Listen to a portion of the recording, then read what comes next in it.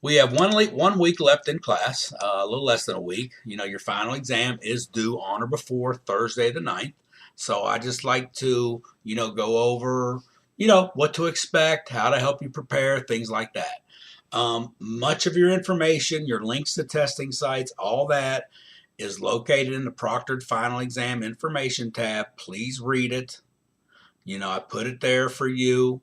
I put it there so obviously I don't have to answer 100 emails about the same stuff. So the information is there. You know, the best thing you can do is sign up now for your time. If you are, taking it at a testing center, so slots don't run out. Some of them have limited slots.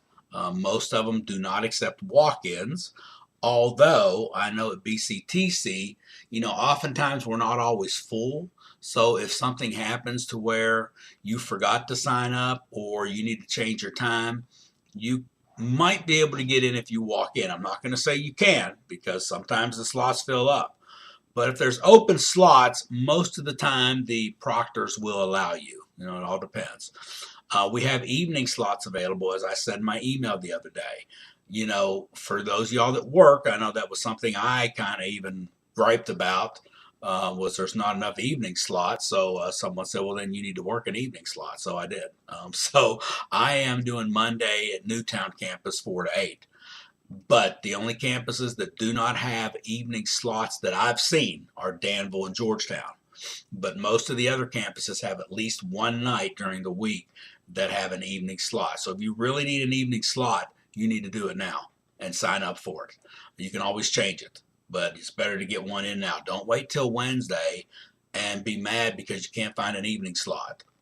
So if you need an evening slot, you need to sign up today or whenever you read this or watch this video. So that's that. Know what you can bring with you. There's in the proctored final exam information, I've lined out what you can bring with you, as far as your notes go. So make sure you do that. Bring your calculator, pencil. Some testing centers supply you with things, some don't. I always tell my students to write down your passwords because many of us auto-save things. Well, when you go to a different computer, it's not auto-saved and you forget it. So make sure you know your password, all that information. So that's that. So get it set up. If you're doing ProctorU, you also need to get that a couple days ahead of time. They need a couple days to process your information. If not, if you do it last minute, they're going to charge you extra. So, just stay ahead of things. Don't procrastinate. Get it done now. Okay, you're here, hang up, get it done. Take you 5 minutes online to probably sign up for a spot at a testing center. As far as preparing for the final, there are practice, final exam, reviews, whatever I call them. There, you can take them as much as you'd like. I always tell my students when you review without all of your notes.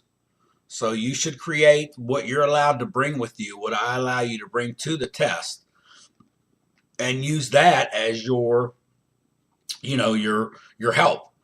Because when you go to take the final, you don't have everything. So that's what oftentimes, in my opinion, creates anxiety, is the environment that you're not used to.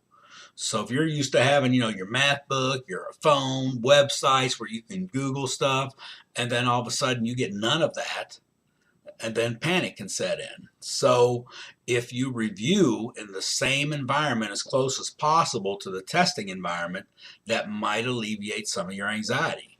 I've had students go to the local public library and review just to kind of get used to taking a test in a different environment than their house. Okay, so that's what I always suggest. You've got to, at some point, do as much from memory as possible. And the best way to do it is just to close everything up and work on stuff. And then if you forget how to do something, mark it, write it down, and then go back and relearn it. Okay? So, that's what you got to do. You got to pass the final. So just make sure you're ready to pass that final. I review all exams. So, if you score poorly or think you score really poorly, just wait till I review it. should depend on your mistakes. You should increase your score. And your grade may change because at some point I assign zeros to work that's not yet completed. So right now your grade is based on what you've done. If you've forgotten some assignments, then that's going to change your grade once I adjust that in the grade book. Okay.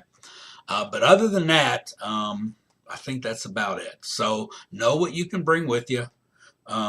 Set up that time and understand it that, there's got to be a passing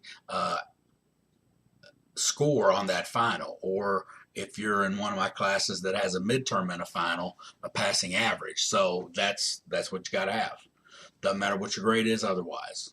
Okay, and it's been lined out very clearly, several places. I've talked about it several times. So, but I do wish you well. I want everyone to pass.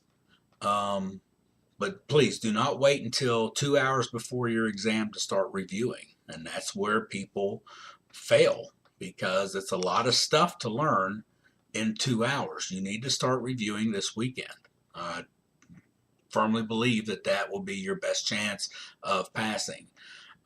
So, just do what you can. Try not to get too nervous. But if you got questions, let me know. But don't ask me what you can bring to the final, because I've lined that out everywhere. So read before you ask me questions. All right. Well, good luck to you. Have a good rest of the week.